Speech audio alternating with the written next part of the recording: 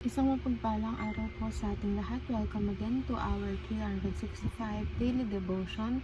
Our topic for today is Seek Me with all your heart, and our scripture for today is Jeremiah chapter 29 verse 13.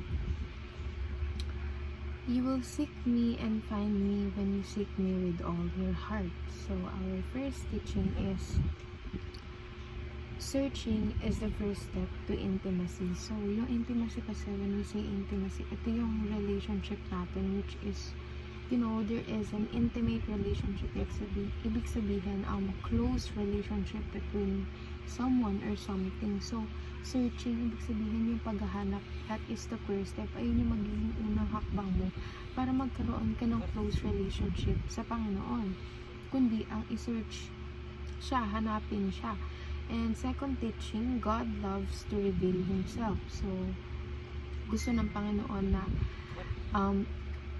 ipakita niya kung na Panginoon talaga siya, ipakita niya kung gaano siya kabuti, dahil God will show you all those blessings and He will give you all those things na hinihingi mo, because He wants to tell you, or it is the way of telling you na He is God, He can do everything, and nothing is impossible with Him.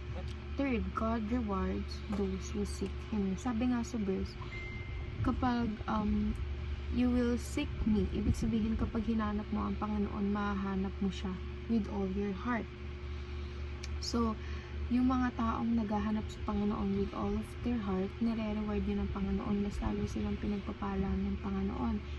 Ginagabayan sila, ang binibigay lahat ng mga hinihiling nila, though there are times na hindi talaga ibibigay ng Panginoon lahat sa atin, but alam mo yun, sufficient ang binibigay ng Panginoon para sa pang-araw-araw.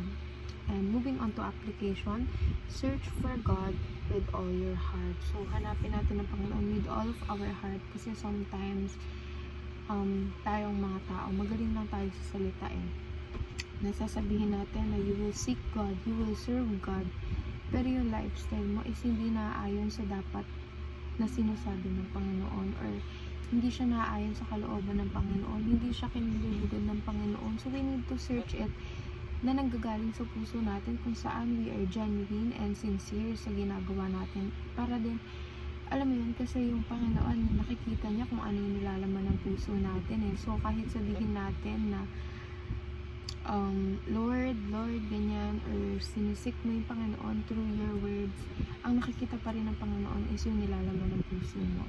Second, pursue intimacy with God. So, hindi lang dapat relationship meron tayo sa Panginoon, kundi intimate relationship. Ibig sabihin, talagang close relationship sa Panginoon, na lalapit ka sa Kanya kapag masaya ka, lalapit ka sa Kanya kapag malungkot ka, galit ka, or kahit ano man yung pinagdadaanan mo, because there is a close relationship, and in order to do that, we need to communicate sa Panginoon sa araw-araw, day and night, diba?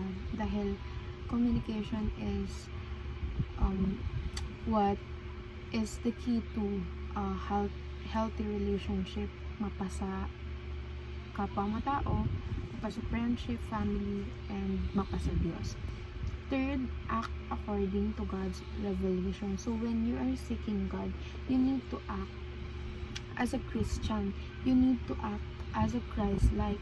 Kumbaga, yung pinamuhay ng Panginoon nung nandito siya sa lupa, ay yung kailangan mong gawin, kasi bumaba siya sa lupa, unang-una, para malaman natin kung paano ba dapat tayo mamumuhay.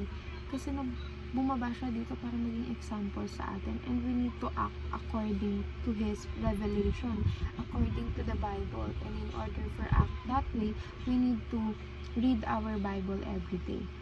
And yun lamang po, and see you again on our next 365 Daily Devotion.